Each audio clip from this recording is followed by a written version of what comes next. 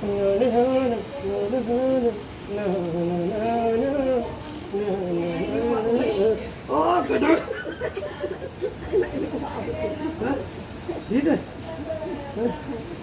अब ठीक है।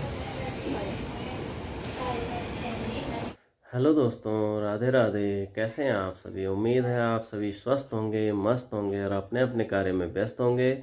मैं जयप्रकाश बहुगुणा स्वागत करता हूं आपका अपने YouTube channel Anasuya JP blogs में। दोस्तों, आजकल मैं 3-4 दिन से ब्लॉग नहीं बना पाया क्योंकि कारण जो है वो काफ़ी दुख भरा है। मेरी छोटी दादी, पहाड़ी भाई पी लो चाय की, अपनी दादी और मेरी वो छोटी दादी लगती थी। मेरे दादा लोग 5 भाई थे और दादा लोग तो सभी गुजर चुके हैं और अब दादी, मेरी अपनी दादी हमने बचपन में कभी देखी नहीं थी। और दादी का जो प्यार था वो जो यही दादी थी हमारी, इन्हीं दादी ने हमको बचपन से लाड प्यार दिया था। दादी वाला प्यार दिया था, खाना खिलाना हो या फिर कहीं हम स्कूल से आते थे या हम गाय चराने के बाद घर आते थे तो सबसे पहले दादी के पास जाते थे। आज परसों दादी चली गई हम सबको छोड़ के। सब ने जाना होता है, क्या किया जाए। दादी कुछ दिनों से बीमार थी। अब मैं जब परसों दादी का देहांत हुआ तो 8 बजे की बात है, जैसे अपने क्लिनिक से घर लौटा तो तब तक हेमंती का फ़ोन आ गया कि भाई जी ज़रा आप थोड़ा सा घर जाना। और माँ जी लोग कुछ सही सही बता नहीं पा रहे हैं क्योंकि वो दिल्ली रहता है। ऐसा बोला गया होगा उसको कि भाई आजा, दादी की तबीयत ज़्यादा ख़राब है तो ऊपर आ जा। तो उसको शक हुआ थोड़ा सा क्योंकि दादी बीमार तो थी, कुछ दादी पे सूजन भी था, फिर अशक्त हो गई थी, इधर उधर चलने में भी थोड़ा दिक्कत हो रही थी दादी को। तो उसको शक हुआ तो उसने मेरे को बोला तो मैं गया फिर पार। सबसे पहले मैं ही गया, मतलब ये समझिए आप। वहाँ पे चाचा जी और चाची रो रही थी, पुष्पा भी रो रही थी। देखा मैंने दादी की नाड़ी देखी तो दादी तो तब तक स्वर्ग सिधार गई थी। फिर क्या किया जाए, बहुत बुरा लगता है जी।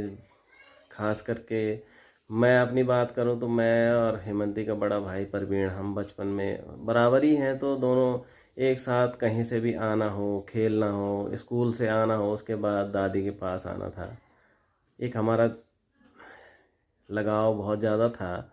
दादी को भी हमसे बहुत लगाव था। और मैंने अपनी दादी तो नहीं देखी थी क्योंकि मैं जब बहुत छोटा था, शायद 2-3 साल का, तब दादी गुजर गई। अपनी दादी गुजर गई तो भाई अब पहाड़ी भाई की दादी को ही अपनी दादी समझा क्योंकि दादी हमें बहुत अच्छा मानती थी। बहुत हर जगह से, कहीं से भी कहीं कोई झगड़ा होता था, स्कूल में अगर छोटे बच्चे थे हम तो अगर स्कूल में भी झगड़ा हो गया, किसी के बच्चे ने हमसे झगड़ा कर दिया तो दादी स्कूल में ही आती थी। भाई पुरानी यादें, क्या किया जा सकता है ना। आज दादी पता नहीं कहाँ चली गई। कर सकते हैं, यही आखिरी सत्य होता है ना, सब ने एक दिन जाना होता है। दादी भी स्वर्गलोक चली गई बेचारी, क्योंकि बहुत अच्छे व्यवहार की थी। कभी किसी से, हमारे गांव में रिकॉर्ड था दादी का, माँ जी लोग बोलते हैं कि दादी ने कभी किसी के लिए, किसी के साथ झगड़ा नहीं किया। उनका रिकॉर्ड, और हमारे देखने में भी भाई कभी दादी ने किसी को किसी भी चीज़ पे, ना खेती बाड़ी, कैसा होता है गाँव में झगड़े होते हैं, लेकिन दादी जो हमारी थी ना, कभी किसी के साथ कोई झगड़ा नहीं। हर किसी के साथ बहुत अच्छा व्यवहार था दादी का, इसलिए लोग भी सारे आ रखे थे। आज भी हमारे गांव के लोग आ रहे हैं वहाँ पे। तो वही देखते हैं, अभी हम लोगों को जाना है वहाँ पे। रात को चाचा जी के साथ भी रहेंगे हम थोड़ा सा बैठे हुए। अब क्या किया जा सकता है ना, 13वीं तक हम लोग, वही ब्लॉग भी ज़्यादा नहीं बना पाऊँगा मैं। अभी मैं क्लिनिक भी नहीं जा पा रहा हूँ इसी वजह से, क्योंकि यहाँ पे थोड़ा सा दिन में भी हम लोग जा रहे हैं, वहाँ थोड़ा व्यवस्था तो देखनी होती है। क्या किया जाए, सब भगवान की मर्जी है, कुछ किया नहीं जा सकता है। अब माता रानी से यही प्रार्थना है कि दादी की आत्मा को शांति मिले, बाकी क्या किया जा सकता है ना। क्या रहा, मैं कुछ नहीं। राधे राधे। राधे राधे। कैसे हो? ठीक ही है यार, कैसे क्या होना है ना। हाँ, दादी वही तो। बेचारी चल दी। दादी बहुत अच्छी थी। अब शब्दों में नहीं बोल सकते कि दादी कितनी अच्छी थी। दादी ने सब बच्चों को प्यार दिया होगा। गांव के जितने भी बच्चे थे, हम तो बहुएं हैं, हमको भी बहुत प्यार दिया दादी ने। और दादी से मिलते थे तो दादी बहुत मतलब अब तो दादी बच्चों जैसा स्वभाव हो गया था दादी का। जब भी जाना था ना तो 36 बार तो दादी बिल्कुल गले पूछते थे, हाँ। भेंट के क्या होता, कहाँ चला जाता है इंसान, है ना। अटैचमेंट ज़्यादा होता है, हमारा थोड़ा अटैचमेंट ज़्यादा था। बचपन से मेरा अटैचमेंट तो बहुत ही ज़्यादा था। दादी हमें भी बहुत अच्छा मानती थी। दादी, मैं एक दिन हाँ गई थी, मुझे याद है, और मैं इनके बच्चे चीज़ी खा रहे थे। दादी ने मुझे बोला, जब उसकी अन्नप्राशनी थी, कार्तिक की अन्नप्राशनी कार्तिक। थी, हाँ कि मैं एक नहीं ले आई। आराम। मैं लिया रखा हाँ था बच्चे मैंने, जैसे भी हाँ। हो गई थी दादी ना अब होते थोड़ा थोड़ा। हैं बूढ़े लोग ना बच्चों जैसे, मेरी हाँ खुद की दादी इवन है। हम जब वहाँ जाते थे तो हम्म, कुरकुरे वगैरह या कुछ ऐसी चीज़ें ले जानी थी दादी के लिए, दादी को हाँ। यही चीज़ें पर पसंद है। ना दादी दादी की बहुत सेवा हुई, और दादी ने सबको सेवा करने का मौका दिया, अपनी नतीली को, उनकी बहुओं को बहुत सेवा करी भाई उन लोगों सबको ने। भाई, गोलू लोगों को, हर सबको, किसी को, है ना। उन लोगों ने बहुत सेवा करी, और यही सेवा का परिणाम है। और दादी बहुत किस्मत वाली थी। हाँ सही बात है भाई, है ना। क्या। दादी ने सबको, बच्चों को, गांव के सब बच्चों को, अपने नतेड़े जैसे सबको प्यार दिया है, जो भी जाता था। ऐसे दादी के मुंह में नाम नहीं था बच्चों का, बाबा, बई, दादी के यही सब थे, सबके लिए, अपनी बारी के लिए भी। और बोलते हैं ना, पुराने जमाने में बहुत सासुएं कठोर थी, मतलब बहुओं के प्रति। तो दादी बेचारी नहीं थी ऐसी, दादी बहुत अच्छे से रहती थी अपनी बहुओं के साथ। दादी बहुत अच्छी इंसान थी, और दादी को सब दादी के अच्छे गुणों से ही याद कर रहे हैं। दादी के अंदर सारे अच्छे ही गुण थे। दादी की यादें हमेशा हमारे साथ रहेंगी, दादी का प्यार, दादी ने को सभी याद कर रहे हैं बच्चे, जिन जिनको दादी ने प्यार दिया है। हाँ भाई सही बात है। और इसी वजह से, और दादी की मतलब उन यादों में ये सब चीज़ें, बहुत दुख हुआ दादी के जाने के बाद। और फिर ब्लॉग बनाने का मन भी नहीं किया कि कैसे बनाएं क्या, तब बना ही नहीं पाए ब्लॉग। फिर आज हमने सोचा थोड़ा डाल देते हैं, तो हाँ फिर इसीलिए। क्या किया जाए, दर्शकों का ध्यान भी रखना पड़ता है। मैसेज आ रहे थे हाँ, बार बार ना कि हाँ, कि आपके ब्लॉग नहीं ब्लॉग बना नहीं रहे, आ रहे ब्लॉग हैं। नहीं बना रहे, तो इसलिए। तो चलो भाई ठीक है। दादी का आशीर्वाद हमेशा हम लोगों के साथ रहेगा। क्योंकि दादी जो है, नवमी तिथि को नवमी तिथि को दादी का स्वर्गवास हुआ था। और आज अगर उस तिथि से गिनेंगे तो चौथा दिन है। जो क्रिया में बैठे हुए हैं वो हैं गोलू के पिताजी, यानी कि रविंद्र पहाड़ी भाई पीलोचाई के पिताजी बैठे हुए हैं क्रिया में, क्योंकि वो छोटे वाले भाई हैं। जब दादाजी एक्सपायर हुए थे तो बड़े वाले चाचा जी क्रिया में बैठे थे।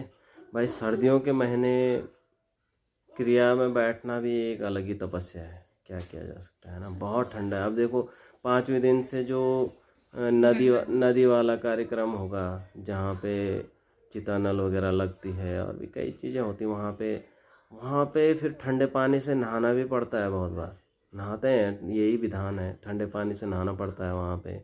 और नदी में जाना पड़ता है, अब गंगा जी की हवा, बहुत मुश्किल काम है। लेकिन कहते हैं कि अगर पितृ के अधीन है और पितृ देवता में श्रद्धा है तो भाई वो पार हो जाता है। मैं भी जब पिताजी की क्रियाओं में बैठा था, ससुर जी भी दिसंबर में ही एक्सपायर हुए थे, तो हाँ ये चीज़ें भगवान ही शक्ति देते हैं। तो भाई वाकई में ये चीज़ होती तो है। क्योंकि देखो मेरा जस्ट कुछ महीने पहले तो मेरा ऑपरेशन हुआ था, लेकिन उसके बाद भी दिसंबर में, ये 23-24 तारीख को पिताजी गुजरे थे। 24 तारीख को हुए थे दिसंबर में। और इसी महीने, और मौसम भी बाहर जैसा भी हो रखा है, बिल्कुल बारिश वाला, बारिश लग रही है थोड़ा थोड़ा, सेम ऐसे ही हमारे यहाँ भी हुआ था। और मैं भी नदी में गया था, लेकिन मैंने भी यही रखा कि भाई जब पितृदेवता पे श्रद्धा है तो कुछ भी बाल भी बांका नहीं होता है। हालांकि चाचा जी थोड़ा थोड़ा अस्वस्थ रहते हैं कभी कभी, लेकिन मेरा विश्वास है कि पितृदेवता उनकी पूरी मदद करेंगे, है ना। और वो अच्छे से निभा लेंगे उस चीज़ को। ठंडा तो लगता है वाकई में, लेकिन क्या किया जा सकता है ना। और होता है भाई, पितृदेवता सच में बिल्कुल साथ देते हैं। क्योंकि मैं खुद इस चीज़ से गुजरा हूँ। अभी 2-3 साल पहले जब पिताजी एक्सपायर हुए तो फिर मैं भी ऐसी इस स्थिति से गुजरा था। हाँ लेकिन इस समय चाचा जी के लिए और मुश्किल बात यह है कि हमारे यहाँ जब माँ गुजरती है तो उस टाइम 13 दिन हो या फिर साल तक, जो भी 1 साल तक दूध का सेवन नहीं किया जाता है। मेरे टाइम पे पिताजी गुजरे थे तो मैंने दूध पिया था, क्योंकि खाना उस समय खाया जाता नहीं है। अपने आप बनाना है, 1 रोटी 2 रोटी से ज़्यादा तो बहुत मुश्किल से बनता है और वो खाया जाता है, एक टाइम खाना होता है। दूध का सहारा था वही मेरे लिए। और लेकिन चाचा जी के साथ ऐसा है कि माँ जी गुजरी है तो वहाँ पे वो दूध का सेवन भी नहीं कर पाएंगे, क्या किया जाए, सब भगवान के भरोसे है, सब भगवान अपने आप करता है, पितृ देवता अपने आप उस करता है। माँ का आशीर्वाद है जिसके निमित्त बैठे हैं, हाँ ये बात सही वो है। अपने आप शक्ति देती है। उसने उस बोलते हैं ना, माँ का ऋण नहीं दे सकते हैं, कभी नहीं दे सकते हैं, लेकिन उनका ये काम अच्छे ढंग से निभा के ये चीज़ें कर लेते हैं हम अपने मन से कि चलो हमने थोड़ा ये कर हाँ दिया। हमारी ये कोशिश तो रहती है, हालांकि माँ का ऋण और पितरों का ऋण या पिता का ऋण कौन दे पाया है, लेकिन उनके क्रियाक्रम को हम अच्छे श्रद्धा अनुसार अच्छे से अगर निभा लें तो कुछ, मेरे ख्याल से कुछ तो ऋण जाएगा, है ना। ये ऋण चुकाने वाली बात भी है, कुछ तो मतलब किया जा सकता है, ऐसा प्रयास किया जा सकता है कि हम उनका ऋण थोड़ा सा कुछ चुका दें, है ना। तो भाई चलिए देखते हैं, अभी मैं कोशिश करूँगा कि दूसरे तीसरे दिन तो कम से कम ब्लॉग बनाऊँ। बाकी क्योंकि मेरा और भी काम है थोड़ा बहुत, वहाँ भी जाना होता है, तो क्या किया जाए सर। चलिए मिलते हैं अगले किसी ब्लॉग में, तब तक के लिए राधे राधे।